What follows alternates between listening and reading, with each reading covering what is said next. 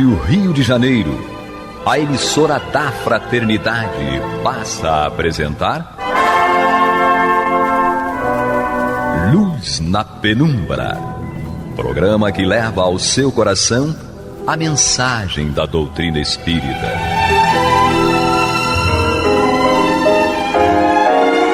E agora, com vocês, Aloísio Guigino, Fátima Miranda e Eduardo Araújo, para o estudo da obra O que é o Espiritismo, de Allan Kardec. Amigos ouvintes da Rádio Rio de Janeiro, que Jesus nos conduza.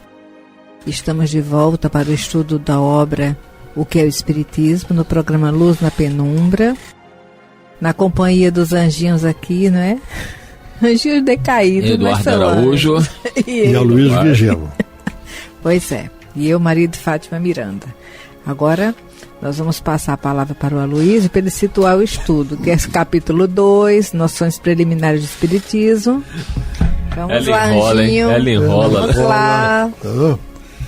Tá bom. Então, nesse capítulo 2, nós começamos com observações preliminares. Esse capítulo 2, ele se notabiliza, na realidade, por abordagem de pontos que são muito importantes dentro da necessidade do conhecimento da doutrina. E Kardec vai, um por um, elaborando, respondendo, esclarecendo pontos, ou uma abordagem que é muito importante, muito fácil e importante para nós de entendermos o que é o Espiritismo. Então ele começa aqui com observações preliminares. E nessas observações preliminares, Kardec faz a seguinte colocação: é um erro crer-se que basta a certos incrédulos o testemunho de fenômenos extraordinários para que se tornem convictos. Quem não admite no homem a existência da alma ou espírito, também não a aceita fora dele. Isso é muito importante. Vou repetir. Quem não admite no homem a existência da alma ou espírito, também não a aceita fora dele. E, portanto, negando a causa, nega implicitamente os efeitos. Os contraditores se apresentam quase sempre com uma ideia preconcebida de que os desvia de uma observação séria e imparcial. Levantam questões e objeções a que é impossível responder-se logo, de modo completo, porque seria preciso fazer-se para cada um uma espécie de curso, retomando as coisas desde o princípio. Olha, esse parágrafo aqui dava para nós desdobrarmos aqui, estendermos aqui por vários programas. Porque, na realidade, para que nós busquemos entender o que é o Espiritismo, nós temos que começar aceitando e adotando que nós somos espíritos e estamos encarnados. Sem esta certeza, sem essa convicção, fica muito difícil nós falarmos da interação entre os dois planos da vida, certo? Daquilo que nos espera na nossa vida futura, de como nós devemos nos preparar, porque o Espiritismo, na realidade, nos convoca para que nós aqui nos preparemos para o nosso amanhã, porque é um corpo de doutrina, é a doutrina dos Espíritos, que caminha junto com a ciência e que tem graves repercussões morais. Então, esta é que é a proposta do Espiritismo, mas que, para que nós entendamos e pratiquemos aquilo que nos é proposto, nós temos que começar entendendo o que nós somos. Para que estamos aqui? Não é por quê, é para que estamos aqui. Então essa é a reflexão que Kardec nos traz pela necessidade de nós, para iniciarmos, e está aqui em observações preliminares, para que nós iniciemos o entendimento dos vários pontos que são importantes dentro da doutrina, que nós comecemos entendendo que nós somos espíritos e estamos aqui encarnados. E Kardec, então, continua na sua explanação. Só tem que lembrar um detalhe, né? Esse Kardec fala aqui, o Aloysio frisou muito bem, é de extrema relevância, porque às vezes eu vejo pessoas perdendo tempo em discussões inúteis com alguém que não acredita na existência da alma. Se não acredita na existência da alma, consequentemente não acredita na sobrevivência desta alma, que não existe, sim, e nem muito menos em Deus. Então você vai estar ali conversando. Eu vejo pessoas perdendo tempo, horas, tentando convencer alguém que não acredita na existência da alma. Kardec diz que isso é inútil. E isso nos remete novamente ao início do capítulo 1, quando nós temos... A Luiz está recebendo agora, gente, uma ligação do além, de Dr. Bezerra de Menezes. É alguma mensagem especial aí? Não. Diz estude para que compreenda melhor a doutrina.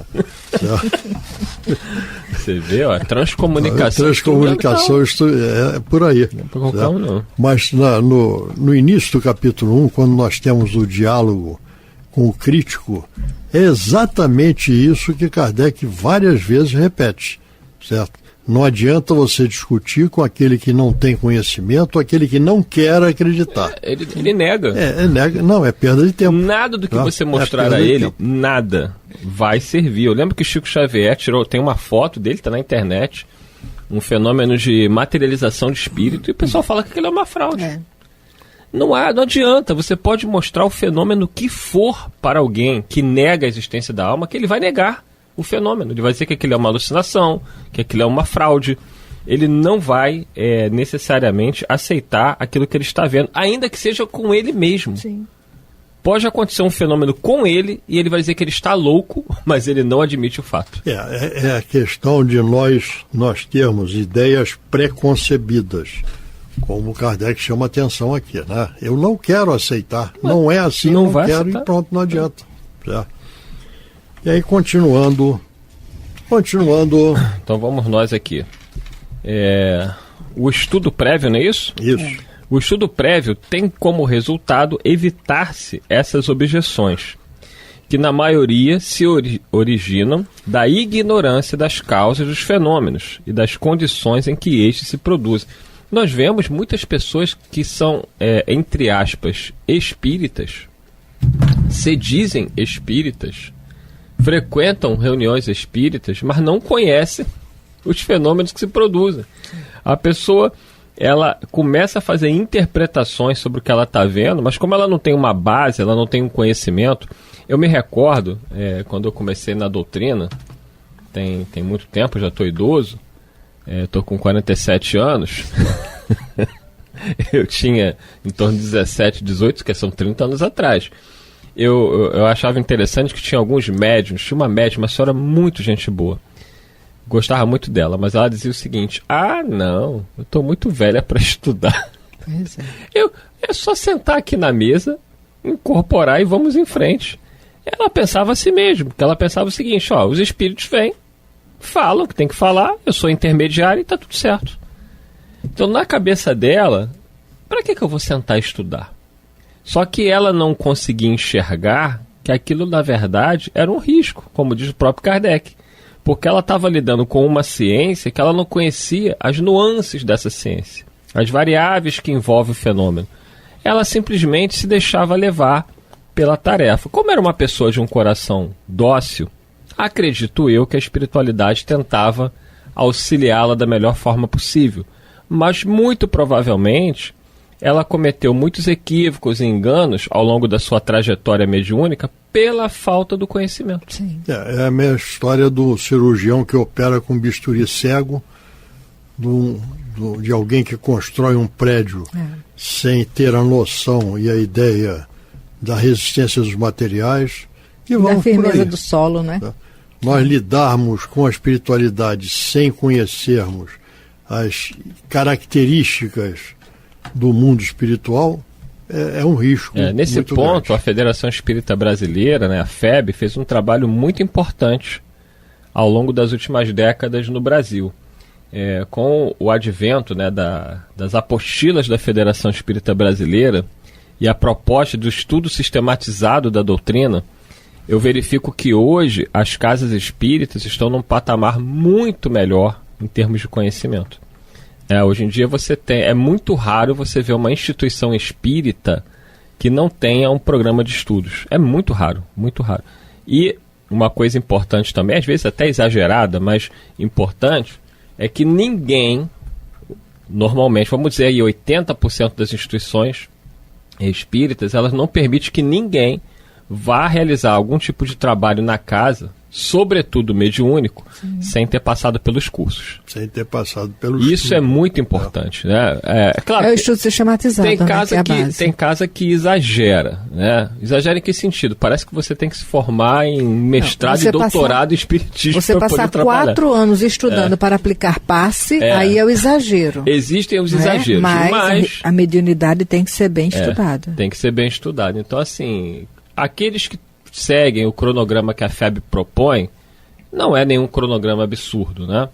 Você, em uma média de tempo, você vai estar em condições de conhecimento para poder exercer o seu trabalho mediúnico ou qualquer outro trabalho dentro da casa com preparo, conhecendo um pouco da doutrina.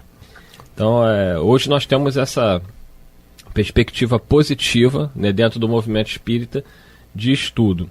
Claro. É a orientação que nós espíritas temos, né? Sim. Espíritas, amai-vos, esse é o primeiro mandamento. Instruí-vos, esse é o segundo. Então nós nos amamos, nos esforçamos por isso, mas temos que conhecer também. E tem muitas pessoas, né, você que está aí nos ouvindo, no seu radinho, na internet, que ficam assim, mas eu sou médium, eu tenho que trabalhar. A gente até entende isso, mas essa preocupação com o trabalhar, ela é relativa também. Quando você começa a compreender que o trabalho e a tarefa junto aos espíritos não fica circunscrita à reunião mediúnica, exatamente, você coloca dentro de casa, no seu dia a dia, justamente o esforço para melhorar a sintonia. É por isso que as pessoas acreditam, né, que ser médium é você estar sentado numa mesa mediúnica ali, ou psicografando, ou fazendo a psicofonia, ou desdobramentos, enfim, ser médium não é só isso, é como a Miranda colocou, médium, ele é médium 24 horas por dia, sobretudo no seu aspecto moral. Como é que você é dentro de sua casa? Como é que você é no seu trabalho, na rua? Como é que você lida com a sua espiritualidade? É isso que as pessoas não pensam. A gente vê muita gente que está ali participando há anos de um trabalho mediúnico e não tem uma conduta moral condizente com aquilo que ele está trabalhando e que ele tem conhecimento. Essa preocupação não deve assoberbar você que está nos ouvindo aí. Mas eu tenho mediunidade, dizem as pessoas. Como é que eu vou fazer com a minha mediunidade? E aí, Miranda, olha, como é que faz? Cada caso é um caso. A pessoa fala assim, a casa está me proibindo. Eu sou médium. Então eu entrei lá no Lar de Teresa e eu chego para o Aloysio Guigino e falo assim, Aloysio, eu sou médium, eu tenho que... Meu filho, você tem que estudar primeiro, calma. E a pessoa fica achando que se ela não ir logo ali para o trabalho mediúnico, ela vai ter um problema grave. Pois é. E não é nada a necessidade disso. Do estudo. Uma criança que chega na casa espírita é orientada na evangelização, não é? Segue, aqueles ciclos da evangelização. Aí vai chegando na juventude, faz parte da juventude. Quando ele está na casa e na evangelização, ele já está estudando de alguma forma a doutrina espírita ao nível do seu entendimento. Então, quando ele vai chegando à adolescência, à juventude, e esse estudo contínuo vem acontecendo, naturalmente ele vai passar pelo estudo sistematizado da doutrina espírita, não é? E depois, estudando a mediunidade, ele já pode estar como presente numa reunião mediúnica. Imaginemos aquele ser que passou pela evangelização, chegou à juventude, fez o êxtase, está estudando a mediunidade e ele tem mediunidade, ele já pode estar presente na reunião. É diferente de quem chega com experiências diversificadas, querer chegar na casa espírita porque eu sou médio, quero ir direto. Se você é médio, você vai precisar de ser acolhido. Eu fico imaginando que Chico não caía de paraquedas em reunião mediúnica nenhuma, sendo ele quem é, até em consideração e respeito aos outros. A mediunidade dele é tudo aquilo lá. Mas imaginemos que o Chico hoje, chegando, ele, quando estava encarnado, chegasse aqui no Rio para fazer parte, a mediunidade... É porque o Chico fica complicado usar como exemplo, porque onde ele estava, a vibração do bem já estava presente. Mas ele jamais imporia a qualquer dirigente que fosse ele o carro-chefe da reunião mediúnica daquela casa. Então é uma questão da ignorância que a gente precisa compreender e vencer. É por isso que o que é o Espiritismo ficou sendo como o pilar do início do estudo da doutrina, porque o objetivo da doutrina espírita, o objeto de estudo da doutrina espírita é o espírito, partindo do espírito que nós somos encarnados, rebeldes e precisando ainda dessas disciplinas.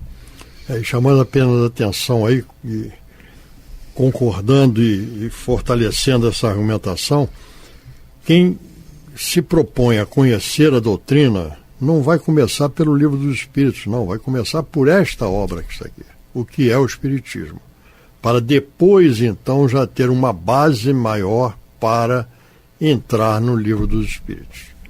Sim, isso é fundamental. Por isso que deve-se começar pelo livro O que é o Espiritismo. Vamos, item 2? Vamos lá, Miranda.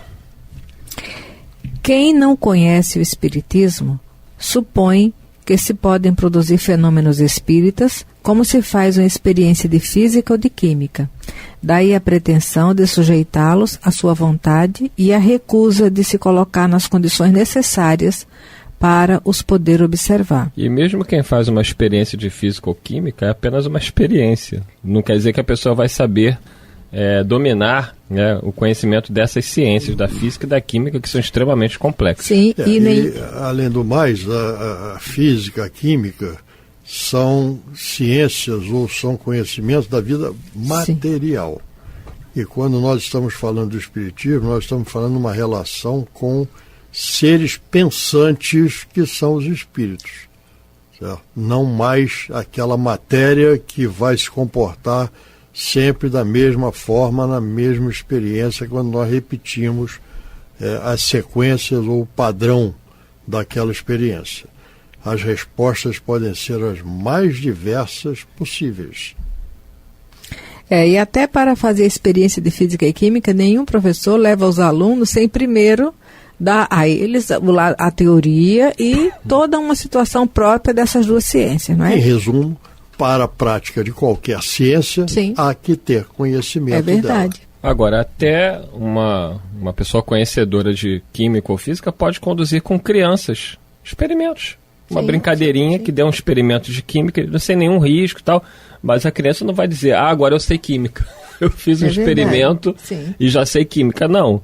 Você fez um experimento, você teve uma noçãozinha ali de uma situação que você achou interessante para se estimular a estudar essa ciência. Mas tem experimentos aí que os professores fazem na escola com as crianças. Tem jogos aí, tem jogos, certo? Que fazem experiências químicas. Isso. Certo? É muito legal, mas muito legal. Isso não quer dizer que você vai saber física ou química dessa forma. Isso aí. É só para atrair a curiosidade e a necessidade despertar, do estudo. Assim como não adianta ler este livro e dizer que sabe... Que conhece o Espiritismo. A doutrina dos Espíritos. Ou assistir uma reunião mediúnica em algum lugar e achar que já sabe tudo sobre mediunidade. É isso aí. Vamos lá. Eu estudo a doutrina há 50 anos, um pouquinho mais talvez, e já tenho um conhecimento que eu preciso conhecer porque eu não sei quase nada. Como diria Sócrates, né? Sei que nada sei. Tem que arrumar as prateleiras das ideias, isso, né? Não, o espírito fala de Divaldo Franco, né? Que Divaldo ia passar a vida lendo o livro dos espíritos e não lograria aprender tudo que ali estava. O potencial. Porque o conhecimento que tem ali é muito profundo. Muito profundo. Vamos nós. Não admitindo como princípio a existência e intervenção dos espíritos, ou pelo menos não conhecendo nem a sua natureza, nem o seu modo de ação, esses indivíduos se comportam como se operassem sobre a matéria bruta e, desde que não obtêm o que pedem, concluem que não há espíritos. Quer dizer, eles querem controlar o fenômeno. Mas os espíritos, diferentemente da química e da física, que são leis da matéria, né, que você não tem como fazer um experimento químico eu fazer seguindo todas as orientações, as regras, os procedimentos, Então eu fiz, a Miranda fez e o Aloysio fez. Nós três temos que obter o mesmo resultado. O experimento é o mesmo. Então não vai haver variação. Na matéria não. Isso é ciência material. Agora, quando se trata da ciência espiritual, não tem como você submeter os espíritos a um experimento e obter o mesmo resultado em todo lugar. Não vai. Isso daí ocorreu, certo, quando Kardec veio a tomar conhecimento do fenômeno das mesas girantes.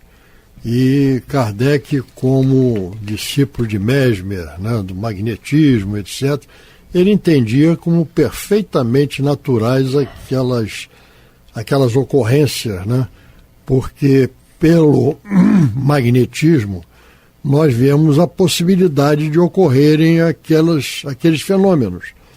Mas quando as mesas começaram a responder perguntas, certo, e demonstraram que ali havia uma inteligência, aí nasceu a busca da identificação de quem as promovia, e Kardec deparou-se então com os espíritos, seres pensantes.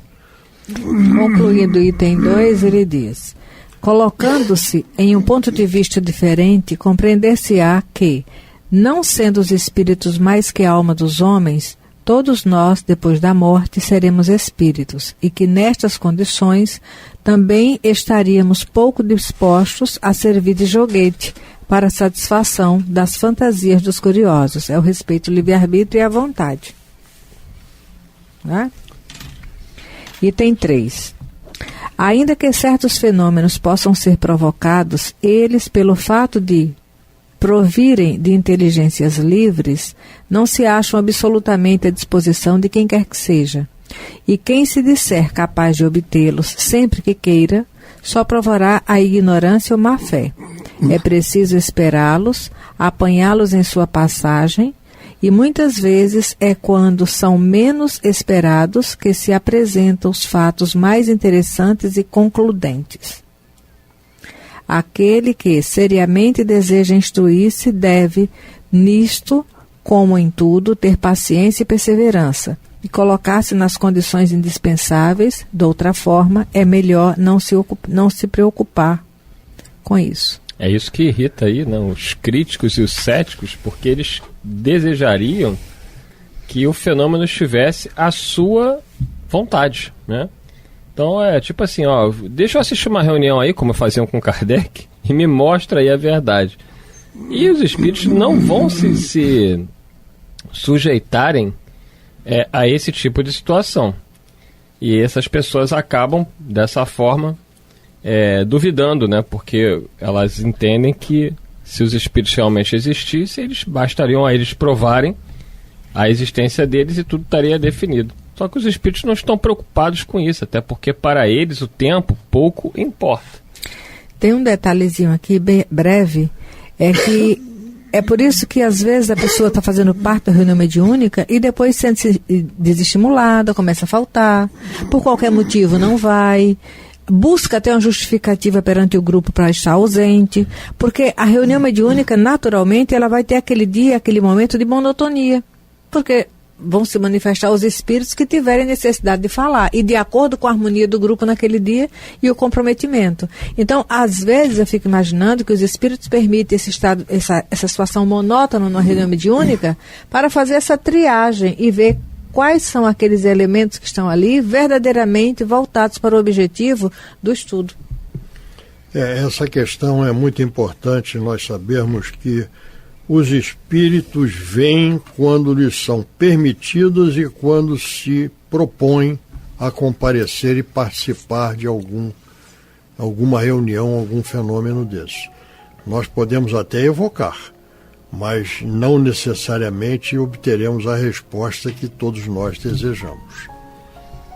E aí, encerrando, né, aconselho que leiam a questão 802 do Livro dos Espíritos, quando Kardec perguntou, visto que o espiritismo deve marcar um progresso na humanidade, por que os espíritos não apressam esse progresso por meio de manifestações tão generalizadas e evidentes que pudessem convencer até mesmo os incrédulos? E eles respondem, desejam milagres, mas Deus os semeia em abundância diante dos vossos passos. e diz que o próprio Cristo conseguiu convencer os seus contemporâneos com os prodígios que realizou. Então leiam aí com calma a questão 802. Os espíritos não estão preocupados em fazer aqueles que têm má vontade acreditarem na existência da alma. Tudo virá no seu tempo. Dito isto, muita paz a todos. Até o próximo programa, se Deus quiser. E Ele há de querer. Muita paz. Muita paz. Você está ouvindo o programa Luz na Penumbra.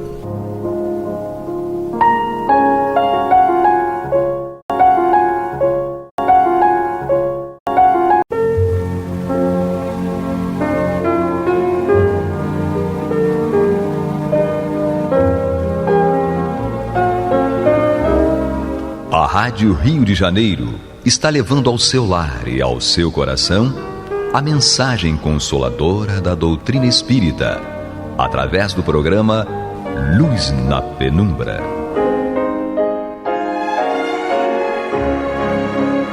E agora com vocês, Bill Fabiano e Renato Souza, para comentar os textos da Revista Espírita de Allan Kardec no período de 1859 a 1869.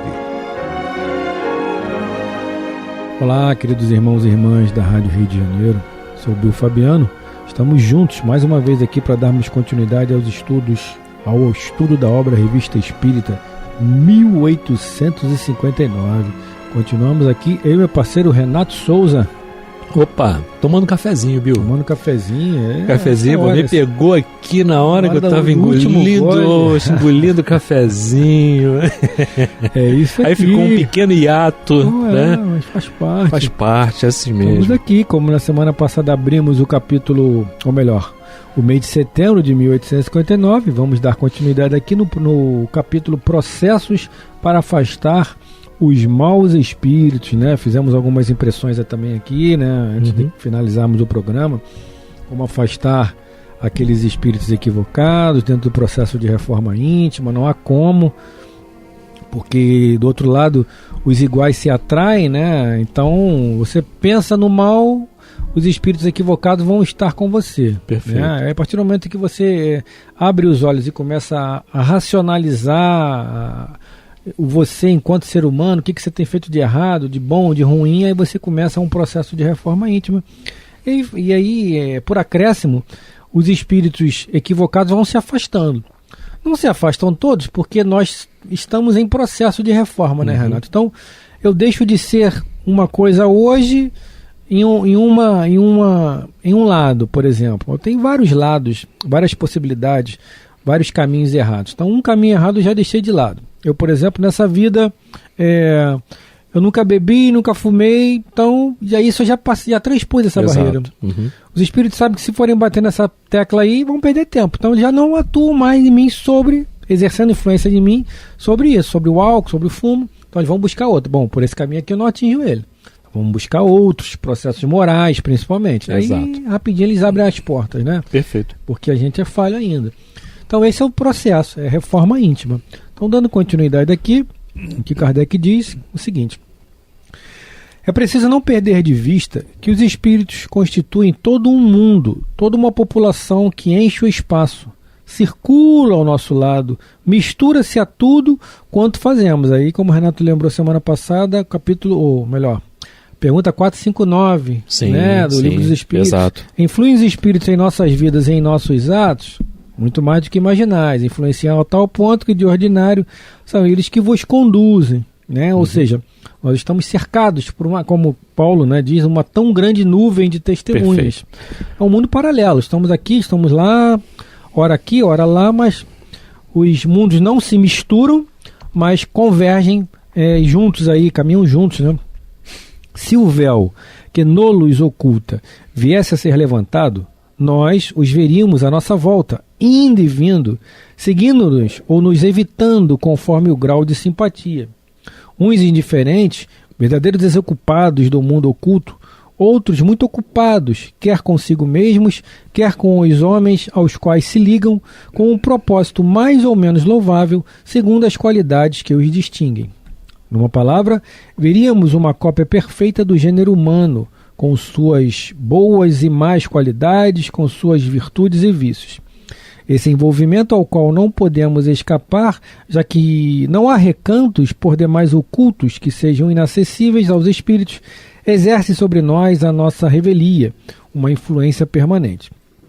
Uns nos impelem ao bem, outros ao mal. Muitas vezes as nossas determinações resultam de suas sugestões. Felizes daqueles que têm juízo suficiente para discernir o bem ou o mau caminho para onde nos procuram arrastar. E esse é o grande X, né, Renato?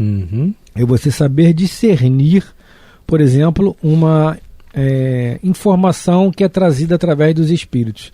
Isso é vinda através de um espírito bom ou um espírito ainda não, digamos, comprometido com o bem. E aí o que a gente faz nesse momento? Isso, né? Só vem mesmo com o aprimoramento, né? Com aprimoramento e se a gente tem um conhecimento mínimo das morais do Cristo, que no nosso caso é trazido através do Evangelho segundo o Espiritismo, sim, a gente vai saber discernir.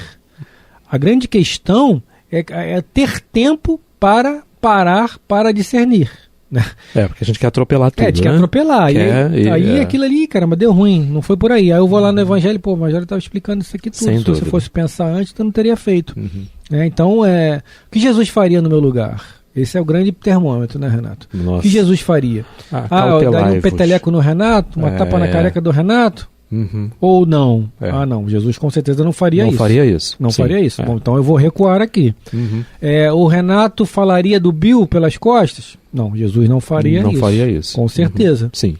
Né? Então, o Evangelho de Jesus, as morais do Cristo, elas trazem ali todo o nosso parâmetro, todas as leis de condutas do indivíduo, enquanto espírito que somos, está ali no Evangelho. Pô. Perfeito. Então não tem como a gente errar, né, Renato? Não. Jesus não deixa dualidade. É assim ou assado? Não, é assim, dessa forma, né? Simples. Parece difícil, né? Parece difícil porque falta aprimoramento, falta engajamento, falta vontade, falta você querer realmente. Porque quando você quer, né, aí as coisas mudam de figura. Precisa ter objetivo, né? Exatamente. Precisa ter objetivo para poder dar continuidade. Bill, eu me perdi um pouquinho aqui no parágrafo aí que você está lendo, mas eu vou retomar aqui, com certeza. Considerando-se que os espíritos nada mais são que os próprios homens despojados de sua indumentária grosseira, ou almas que sobrevivem aos corpos, segue-se que há espíritos desde que há seres humanos no universo. Pegou aí, né, Renato? Peguei. São uma das potências da natureza e não esperam que hajam médios escreventes para agir. A prova disso é que em todos os tempos os homens hão cometido inconsequências. Eis porque dizemos que sua influência é independente da faculdade de escrever. Essa faculdade é um meio de reconhecer a influência, de saber quais são os que nos rodeiam e quais aqueles que se ligam a nós. Pensar que nos podemos subtrair a essa influência, abstendo-se de escrever, é agir como crianças que acreditam escapar a um perigo pelo simples tapar de olhos. Deu alguma coisa errada aqui. Tem alguma coisa errada aí, sim. Sabe por quê? Porque eu acho que nós lemos esse parágrafo, não é? Exatamente. Eu estou no parágrafo seguinte, não é? Exatamente. Mas não foi bom você voltar, sabe por quê? Não foi à toa, não. Porque não foi à toa, não. Porque a gente precisou dar embasamento à questão 459. Exatamente. Então precisaríamos frisar isso. Se voltamos pelo menos a esse início do parágrafo, não é? Porque a gente foi necessidade, a gente precisava, sem dúvida nenhuma, desencarnados precisavam estar ouvindo isso novamente. Exatamente. Encarnados também, sim, não é? Encarnados também. Somente a gente que errou aqui. Sim, principalmente a gente. Porque o próximo parágrafo lá, a intromissão, eu já li. Então, iria começar agora no pode-se primeiro colocar como princípio, não é? Exatamente. Aí depois eu fui me dando conta, eu digo, olha, a gente estudou isso aí, né? Exatamente. Mas tudo bem, sem problema nenhum. Vamos lá, vamos dar prosseguimento, né? Dá prosseguimento aí então, Renato. Tá? Foi importante a gente falar disso, porque o Kardec aqui dá, novamente, uma explicação muito boa a respeito da questão 459 da influência. Exatamente. Né? Da influência dos espíritos nos acontecimentos da vida. Sim. Vários, capítulos ali do Livro dos Espíritos, ele falou aqui muito bem. Exatamente. Muito bem explicado pra gente, né? Vai daí, Renato. Com certeza. Então ele vai dizendo assim, pode-se primeiro colocar como princípio que os maus espíritos não vão senão lá onde alguma coisa os atrai. Portanto, quando se misturam as comunicações, é porque encontram simpatias no meio onde se apresentam, ou pelo menos lados fracos, dos quais esperam se aproveitar. Em todo o processo é que não encontram uma força moral suficiente para os repelir. Olha aí a força moral que ele estava falando, né? Foi bom porque a gente precisou frisar e agora ele vem dar a confirmação, ratificado que a gente estava estudando, com certeza. Entre as causas que os atraem, é necessário colocar em primeira linha as imperfeições morais de toda a natureza. É o primeiro ponto, a imperfeição moral. Por isso é que eu falei da questão do aprimoramento, né, Bill? Sim, sem dúvida. Não tem como a gente se apartar disso, né? Não, com certeza. Né? Aí ele continua. Porque o mal simpatiza sempre com o mal. E, em segundo lugar, há muito grande confiança com o qual se acolhe suas palavras. Quando uma comunicação acusa origem má, seria lógico disso inferir uma paridade necessária entre o espírito e os evocadores. Frequentemente se vêem as pessoas mais honradas expostas aos embustes dos espíritos enganadores. Como acontece no mundo, pessoas honestas enganadas por velhacos. Mas quando se está atento, os velhacos não têm o que fazer. É o que acontece também com espíritos. Quando uma pessoa honesta é enganada por eles, isso pode se prender de duas causas. A primeira é uma confiança muito absoluta que dissuade de todo exame. A segunda, que as melhores qualidades não excluem certos lados fracos que dão presa aos maus espíritos, ansiosos em agarrar os menores defeitos de couraça. Não falamos do orgulho e da ambição, que são mais do que defeitos, mas de uma certa fraqueza de caráter e, sobretudo, de preconceitos que esses espíritos sabem explorar habilmente, os lisonjeando. E a esse respeito, tomam todas as máscaras para inspirar mais confiança.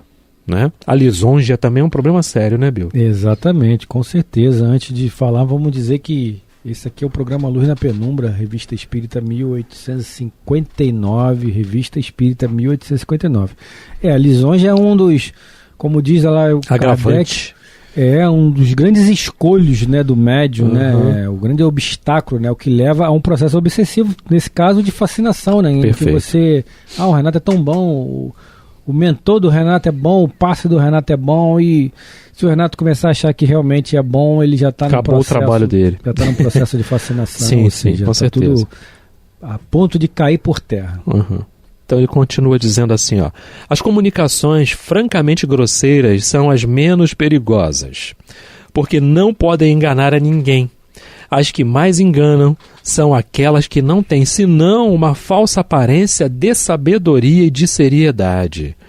Em uma palavra, a dos espíritos hipócritas e dos pseudo-sábios, que uns podem se enganar de boa fé, por ignorância ou por fatuidade. Os outros não agem senão por astúcia, né?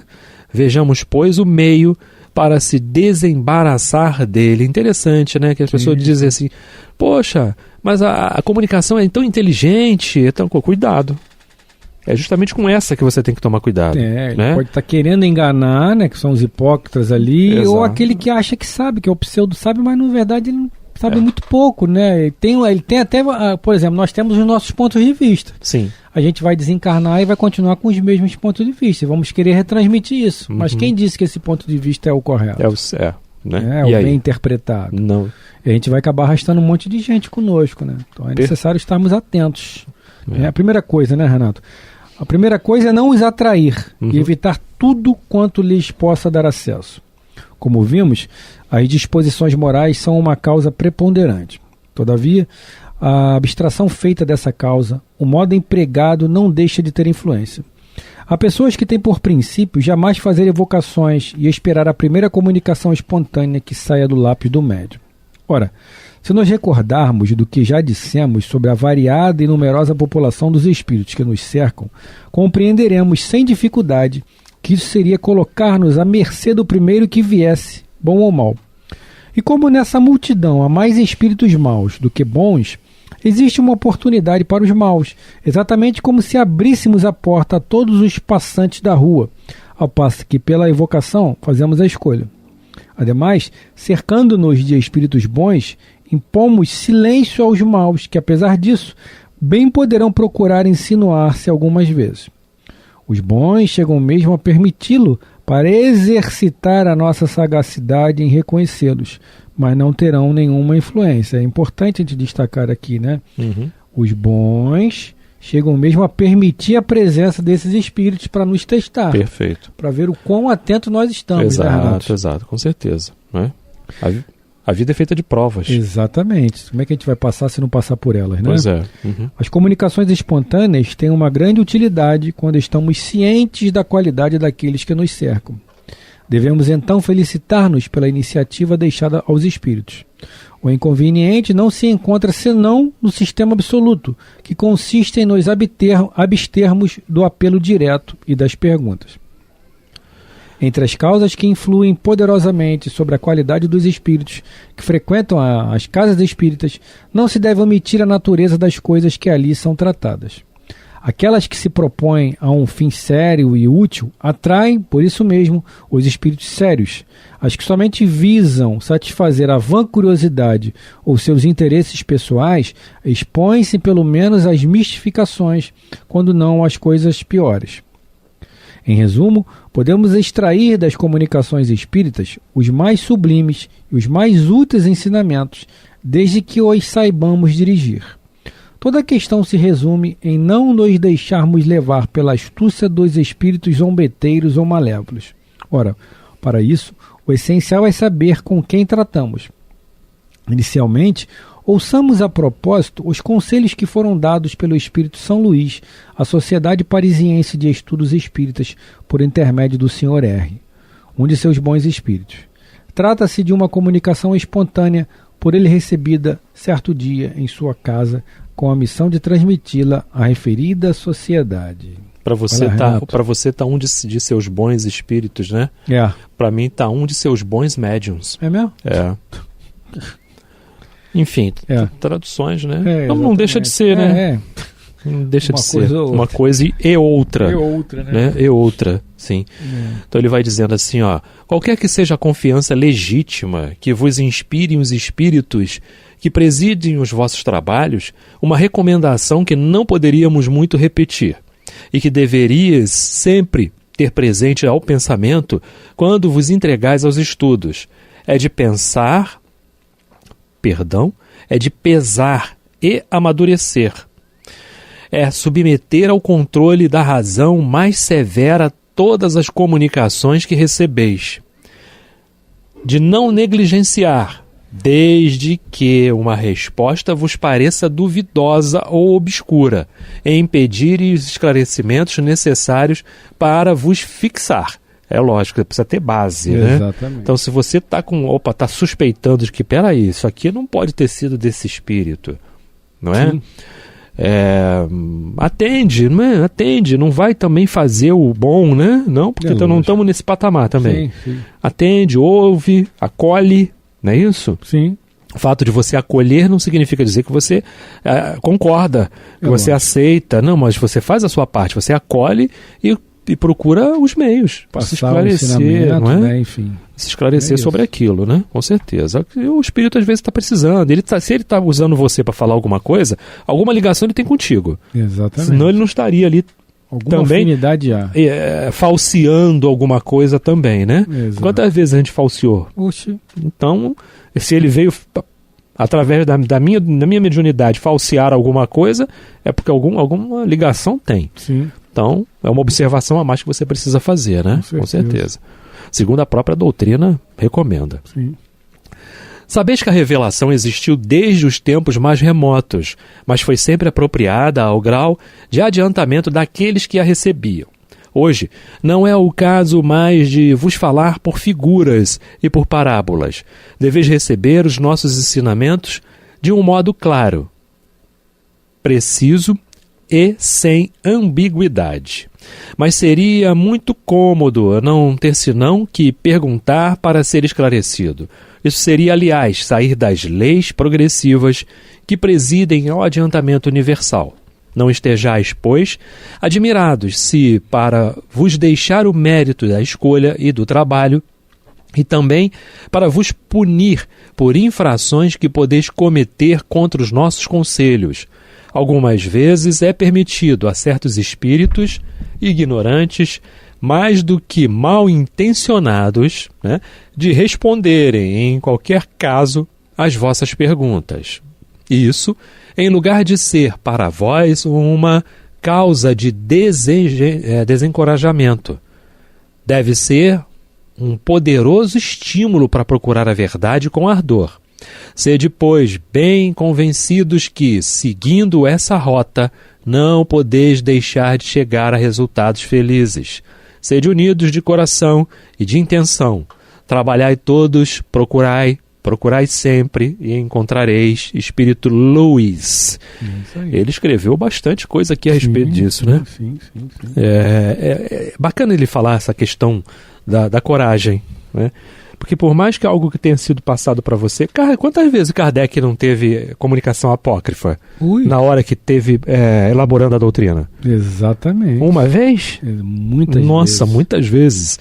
E foi necessário para que ele... Né? Sim, para que ele desse continuidade, para que ele fosse buscar, não é? Porque existiriam, sim, os inimigos, os diatribes. Ele foi avisado. Tanto é que existe um capítulo especial para isso. Especial para falar dos diatribes, não é isso, Bill? Ele foi avisado que seria não só dos desencarnados, quanto dos encarnados também. Haveria muitas tribulações e para ele não desistir. Exato. Tentariam falsear tudo que ele estava fazendo. Só isso aí é besteira, não existe nada disso. E aí, né? E na verdade de uma forma mais clara que eles falariam. E outras procurando falsear a própria mensagem de Vicente de Paulo e de tantos outros. Sim, desprestigiando, né? Mas é uma doutrina nova, né? Ainda é hoje. Imagina lá atrás. Né? Então, como Saulo fez com Cristo, né? Com os seguidores do Cristo, né? Vinha todo aquele processo de Moisés, lá 2000 anos com Moisés, aí vem como ele mesmo, Saulo dizia, né? Um carpinteiro ignorante veio desconstruir tudo isso.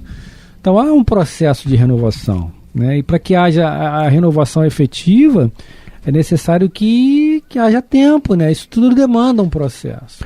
A questão do conhecereis a verdade vos libertará. Né? Conheces também a árvore pelo fruto. Pelo fruto. Né? Pelo fruto. A gente ainda tem um tempinho aqui, né? Vamos avançar um pouquinho aqui, enquanto a gente se aproxima do fim. Tá. Por pouco tato, raciocínio ou hábito de observação que tenhamos, a linguagem dos espíritos bons e sérios traz um selo que torna impossível nos enganarmos. Quanto aos espíritos maus, por mais que cubram as suas torpezas com um véu da hipocrisia, jamais poderão representar indefinidamente seu papel. Acabam deixando cair a máscara. De outro modo, a sua linguagem fosse impoluta, seriam espíritos bons. Né? É certo isso. Né? A linguagem dos espíritos é, pois, o verdadeiro critério pelo qual podemos julgá-los. Sendo a linguagem a expressão do pensamento, tem sempre um reflexo das boas ou más qualidades do indivíduo. Não é também pela linguagem que julgamos os homens que não conhecemos? Perdão.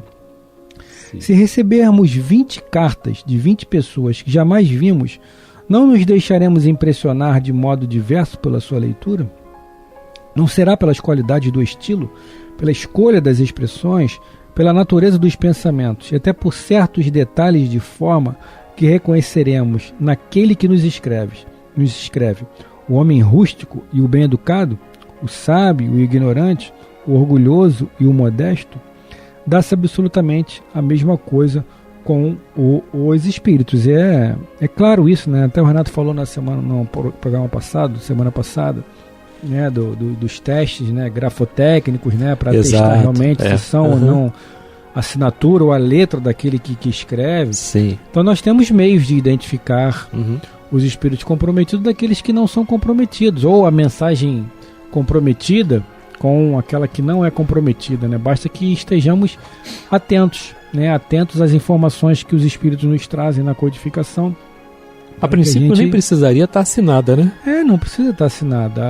Em tese, o que vale é a essência da mensagem, né? Aí os espíritos nobres não estão preocupados. O próprio, né, Divaldo, né? Sim. Como é seu nome? O Chico sabia quem era e ela mesmo disse assim, não fala pra ele não, porque não tá na hora. Ainda, não tá maduro o suficiente. Sim, aí falou Joana. Aí ele falou, mas poxa, Joana? Só isso? Não tem... Tá bom, Divaldo. Coloca a Joana de Ângeles, tá? Exatamente. Aí já melhorou, né? Olha como é que a gente é, né? É vaidade pura, né? Sem Enfim, dúvida. Mas faz parte também, estamos no processo, não dá pra gente se autoflagelando, não. É isso, Renato. Acabou. Chegamos ao final de mais um programa Luz na Penumbra 1859. Renato Souza, um beijo no seu coração, meu parceiro, um beijo a todos. Muita paz a todos. E vamos ouvir agora a prece de encerramento de nosso programa, na voz de Geraldo de Aquino. Jesus, dá-nos coragem para a luta, piedade para os insultos e misericórdia para as injustiças e ingratidões. Limpa nossa alma de inveja e ambições mesquinhas, de ódio e de vingança o nosso caminho. E que dentro em pouco, ao recolher-nos de novo ao calor do nosso leito, para que o sono nos dê a paz e o esquecimento das tristezas humanas, possamos sentir, Senhor, no mais íntimo de nosso ser, a doçura indefinível do Teu amor e a grandeza incomparável da Tua divina presença. Que assim seja.